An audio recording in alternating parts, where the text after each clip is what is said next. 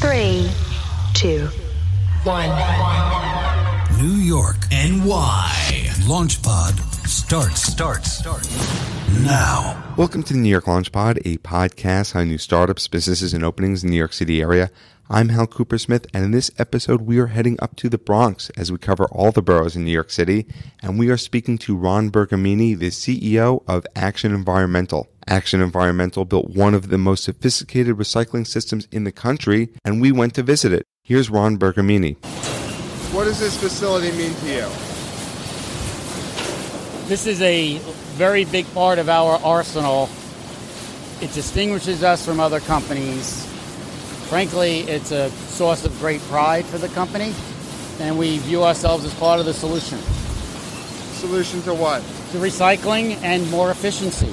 It's not just recycling, it's efficiency. How much material is recycled here? We run about 500 tons per day through the facility. 500 tons of recyclable material? Yes, every day. But recycling is not an easy business, according to Ron. This isn't all plastic goes one place, all paper goes another place. It depends on the plastic, it depends on the paper, it depends on the buyer, and it changes. It's constantly in a state of flux. In this episode, we go into the world of garbage all around New York City, why Action Environmental decided to build this facility, where all of New York City's garbage goes, and more about recycling than you ever thought you would know. So let's go to the interview. Stepping onto the Launch Pod, we have Ron Bergamini. He's the CEO of Action Environmental Group. Welcome to the podcast, Ron. Thank you. I'm happy to be here. So you are the CEO of Action Environmental Group, and you have built this fantastic facility in the South Bronx. Can you tell us about it? Sure. And, of course, I had a lot of help building it. It's in... You didn't build it yourself? I did not build it myself, no. It's actually located in a transfer station, and that's where, when garbage is picked up on the streets before going to its final destination, it stops at what's called a transfer station, because that's where you transfer the garbage from a packer truck to a bigger truck. And in this facility, we decided to build a recycling facility. And we decided to do it with technology that we haven't seen in this area before. We're one of the first to bring it to the tri-state area. It's called optical sorting. And what we do there, the goal is to separate recyclable materials from trash, particular paper, cardboard, plastics. And then the idea is you sell that to markets. And what the optical sorter does, it can read the chemical composition of the materials, and through a series of air jets and laser beams, it actually separates even further, because the idea is if you have white paper, you want lots of white paper. If you have plastics, you just want lots of plastics. You want to keep them segregated. And we do that there. So it sounds very complicated, very sophisticated, and there's a lot to unpack there. Why build this facility here in New York? Okay, good question. Well, first off, different recycling facilities throughout the country will be different depending upon the makeup of the garbage. Now, you're probably thinking, all garbage is the same. It's garbage. But it really isn't. I wasn't thinking that. You weren't thinking that. I'll bet a lot of people are. If you think about it, your home, your garbage is one composition. With a business, it's different, right? At home, you have a Tide bottle and things like that. At work, you have a lot of paper and a lot of cardboard. So we wanted to get the cardboard and the paper, because right now that's the most valuable part of the recycling market. Recycling markets change. Sometimes they have, just like oil markets and commodity markets in general. So cardboard and paper is the most valuable. And I guess you're wondering where it goes ultimately. I was wondering that, but I was also wondering why cardboard and paper are so valuable. Well, that's part of that answer is where it goes. And it goes primarily to companies in China. Why China? China has approximately 8% of the world's forestry and about 18% of the world's population. So what's that tell you? Means they need some paper. They need some paper. They need some fiber. So their appetite has essentially been insatiable over the last decade or so as the Chinese economy grows. So who would have thought a business in New York City that picks up garbage pays so much attention to the Chinese economy? We do. And that's why. And I bet you're wondering what they do with all this paper. And I'm guessing that they print some documents and pack some Amazon boxes there. Amazon's pretty good. For a while, they were using it to make paper towels, toilet paper, tissues. And presumably they still do. But with the middle class in China, all of a sudden, you have 300 million people using a box of tissues every week. That's a lot of tissues. Now, it's not quite Amazon. It's Alibaba is the biggest company that they have. And most people know that's China's version of Amazon, more or less. So the cardboard is turned once again into cardboard so they can deliver packages. And so how much money are you making off of recycling? Is this a for-profit business and this is what you're doing it for? Or is it just kind of you're collecting trash already and this is a way to supplement the cost? Yeah, I'd put it more in the category of a supplement. And the material has to go somewhere. When you think about it, we're really a logistics company. We will move material from point A to point B. And ultimately, garbage has a cost to dispose of it. So by removing any commodity, but if we're talking about cardboard, think about what you're doing. You're not only getting money for the cardboard, but you're eliminating the cost of getting rid of it. And that's really where the economic savings come from. The problem, of course, is that the market fluctuates so much. So at times it's pretty profitable, at times it's not. But we can't tell our customers, oh, don't recycle cardboard this month and only recycle it next month. So we try and work our way through the ups and downs of it. And are you storing the cardboard for the... No, well, actually, right now the market's pretty good. The last 6, 8, 9 months, it's been pretty good. It's not at its high right now, but we move about 400 to 500 tons per day of recycled material in the Bronx. That's a lot of material. You can't really store it more than a couple of days, and we try not to keep it for any days. We want to move it out the same day it comes in. People have tried that in years past when the market really fell apart, and in 2008, you remember 2008? Of course we do. The credit markets froze, and as a consequence, cardboard stopped moving, and the price actually plummeted to zero for a few months. And you didn't have the facility at this time? We didn't have the facility at that time, correct. We've had this facility since 2013. Where do New Yorkers' trash go? Because we just put it in a bin, down a chute, on the street, and then we don't know where it goes. And that's the way you like it, too. In effect, we want to be invisible to our customers. You want to put out the garbage at night, and you want it to be gone in the morning. But to answer your question, it's in two parts. Residents, your garbage is picked up by the Department of Sanitation. Businesses are picked up by private haulers such as ourselves. So where does each of those components go? Pretty much the same place. For the most part, they wind up in landfills. Some in waste-to-energy facilities, which used to be called incinerators, but now we call them waste-to-energy. And those landfills are, when it comes to residential waste, is as far away as Virginia. Most of the commercial waste, and I can't speak for all of it, just our portion of it, winds up in landfills in Pennsylvania, eastern Pennsylvania. And why are there these two systems going on in New York? Well, that's a fair question. Like in a lot of cities, your taxes pay for services, including garbage disposal. And in New York, if you're interested in a little bit of history, the problem in the 1870s was horse manure all throughout the streets. That's how people got around. So the city came up with the Department of Street Sweeping. And actually, Teddy Roosevelt was first offered the job as commissioner, but he turned it down. He became police commissioner, ultimately, as you probably know. And then became president. He did become president. I heard that. Yeah. Yes. Vice president first. So the city saw a need, and it picked up the material for residents. Businesses are different. And this is common, reasonably common throughout most of the country, that the private sector has to go to the private sector for the services. How does the Action Environmental Group recycling compare to other competitors that you have out there? Well, we're the largest private company in the city. The largest? In New York City. Now, there's one publicly traded company. They're bigger than us, but they're not bigger than us in New York City. So we pick up the most trash in the city, and consequently, we do the most recycling, for two reasons. One, we're the largest company, but two, we have this recycling facility.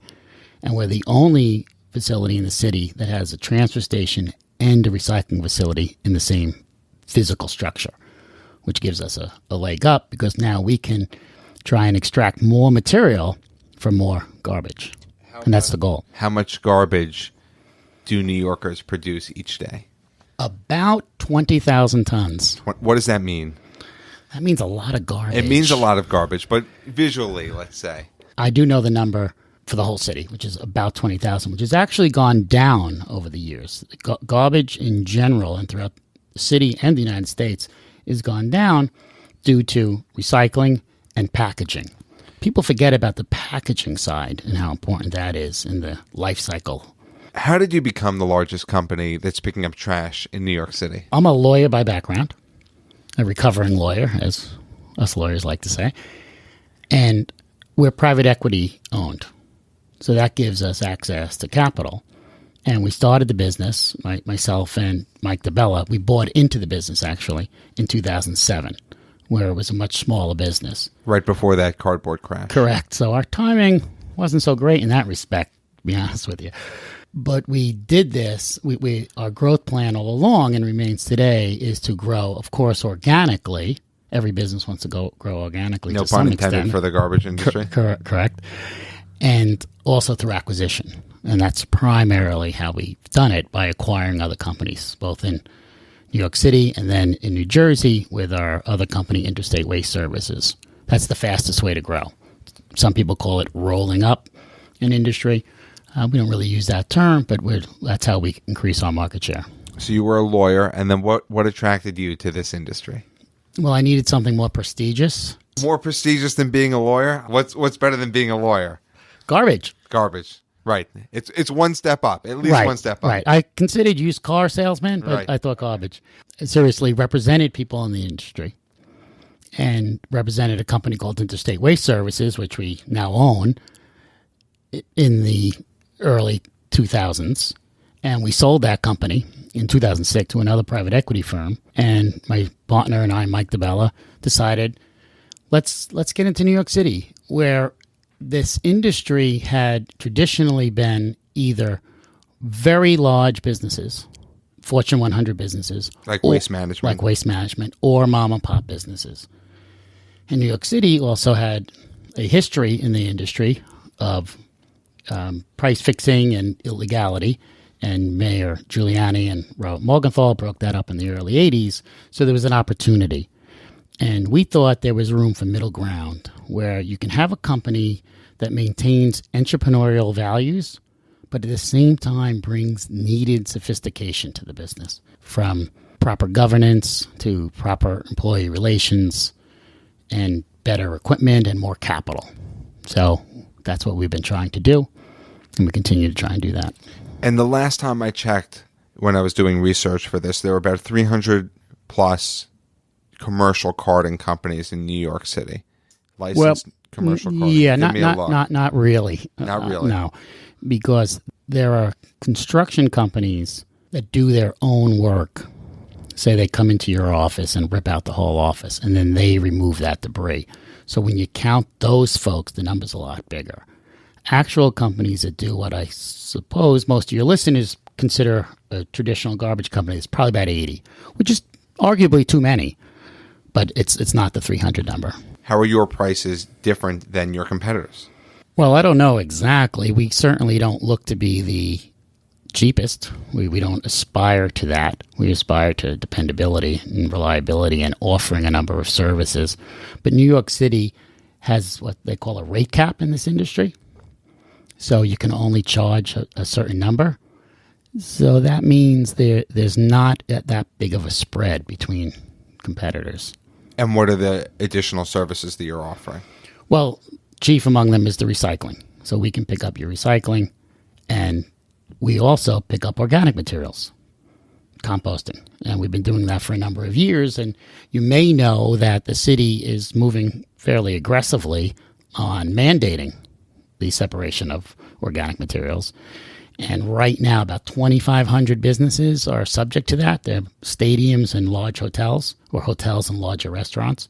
So we've been doing this anyway, but that is yet another service. And will these businesses, now that you have this large recycling center, see the payoff through either a lower price or some other form of benefit? Or is this something with this recycling center that Action Environmental gets to have the benefit for? Yeah, probably a little bit of both. A lot of businesses, particularly universities, hospitals, a lot of restaurants. I have this theory that people that go into the restaurant business also tend to be very environmentally sensitive. Again, no scientific support for that. It certainly seems like it's a big trend in New York. Right. So folks like to see that the material that they're recycling is actually being recycled.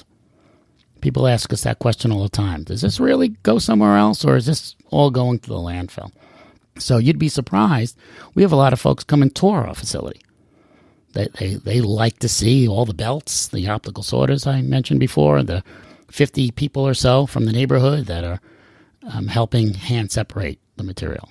So I think that gives people a certain level of comfort. In terms of the way that recycling and composting is working right now, do you think it's best to have a centralized facility, where a big facility like yours in the Bronx, or let's say in a restaurant where you can compost, and I've seen maybe liquefied compost in a smaller setting? Is it better to have it in a central facility or individually? Well, I would answer that the way I used to answer questions when I was a lawyer. It depends. Well, you have a big facility, so I feel like you might be a little bit biased. Well, we are a little bit biased. Right. We do like to take it there. How much did your facility cost? About $15 million. That's expensive, right? That's Right. private equity right there. Now, we don't, at that facility, take composting material. That's just for the more traditional recyclable, as I mentioned earlier. New York City's problem, no one will be surprised to know, is space. Whether in the individual restaurant. Have you been to a New York City kitchen, a restaurant kitchen? Right. Even in the open kitchens, you see it right there. You have to go outside to change your mind. Then commercial real estate is pretty darn expensive, as you no doubt know, and your listeners would know. So it becomes very hard as a practical matter to site a facility here in New York. So if you have the space and you can do anaerobic digestion, which I think is what you were referring to, sure, we have customers that do that, and if that works best for them, great. Where that's going in the future with New York City and the Department of Environmental Protection, I'm not really certain. The folks from the government would have a better handle on that. Walk us through the process of building this shiny new $15 million facility. Why did you do it in 2013 or start to do it? Right, we started a little earlier. Well, we have the transfer station in the Bronx. It's an industrial neighborhood in the Bronx, 132nd Street to be specific. And it had extra space in it. Despite my comment a few moments ago that there's not enough space, we had a building with a little extra space. So how are we going to use that? We recognize that our customers had a lot of cardboard. So let's have a system that can pull that cardboard out. So a few of the folks, not me, I'm not so much on the operational side of things, literally traveled around the world and went to a few facilities to see how other people did it. And believe it or not, Manchester, England seemed to be about the closest to the garbage composition to New York City. And we saw how they did it. And Picasso once said, great artists don't copy art, they steal it. So we essentially took some of those ideas, crafted them a little bit to make them our own, and put it together. It took well over a year to do it. It's tight. So we had a facility that used to have extra room, and now we don't have any. And I'd like you to come and see it one of these days, and I know you will. Yeah, we'll be there. Okay. And it's the market meeting a need. There's a lot of cardboard out there. Let's pull it out. And that's what the facility is for. And how does it work? You mentioned lasers, conveyor belts. What's the process? So material comes in. It's dumped on the floor. And the first question is, can we run this through our system?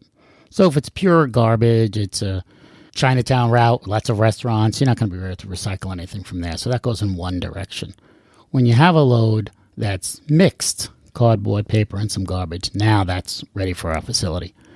And first it goes through a series of conveyor belts. It's put on conveyor belts, and there's some bag ripping done, because a lot of material, as you see on the sidewalks, are in bags, so the bags have to be ripped. Ripped from plastic bags. The plastic bags, right. Plastic, sort of the enemy. And it goes through conveyor belts, and there are people pulling some of the more obvious materials out. And then we have 4 optical sorters throughout the system, which just does an even better job and a faster job than humans could do. But make no mistake, there's humans involved. We have 2 shifts, and each run with about 40 people on them. And they're simply, picture a conveyor belt, and folks looking over it, and depending upon where they are in the system, they're pulling newspaper out of it, for example. They're pulling white paper out of it and putting it on a different belt. And then ultimately, it goes to an end point, and that's where it's baled. And we're talking about paper and cardboard here. There's no plastic or glass. No, there is, but it's primarily paper and cardboard. And plastic, I understand, is very hard to recycle. Plastic is hard to recycle. It's hard both to gather it and then hard to actually recycle it. Now, plastic water bottles is one thing. That's easier. Not that there's a lot of value there. But plastic bags become far more difficult. And you're recycling plastic as well. We do. You don't get as much. It's light. But yes, we absolutely do. And this is the New York Launch Pod. You have some great relationships, it seems like, with the New York Mets and the New York Yankees. So every listener probably is going to be interested in those relationships if they're a baseball fan. Yes, and the Rangers and the Knicks as well. They're good customers of ours. We're proud to be associated with all the sports teams. We're fans as well as vendors for them. And you will see our cans out at the ballparks. Hopefully you'll see them in the playoffs as well. Go to the ballparks, you'll see an Action Environmental trash can, yes. And you'll see those trucks pick up the trash. Yeah, you probably won't see the trucks because they don't come during the game, right. But you'll certainly see after the cans after a little bit after the game. How did you establish those relationships? In our acquisitions in 2007, we purchased the New York City hauling assets of Waste Management, and they had those relationships, so we just managed to maintain them. But they're important relationships to us. What are the challenges of carting an entire stadium's worth of trash?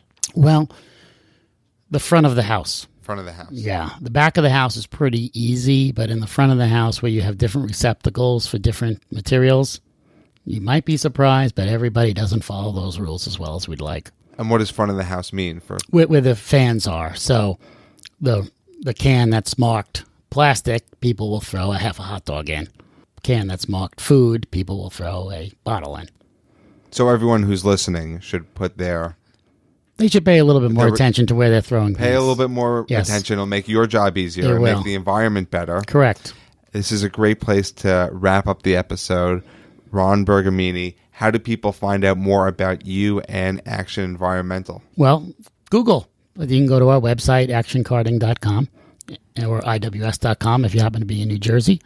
And Google will find out some more information about us. Well, Ron, thank you very much for stepping onto the New York Launch Pod and sharing your time with us. My pleasure. Thank you for having me. And if you want to learn more about the New York Launch Pod, you can visit nylaunchpod.com for transcripts, including this episode, and you can follow us on social media at nylaunchpod. Thank you for listening to this episode of the New York Launch Pod. For more information, please visit nylaunchpod.com.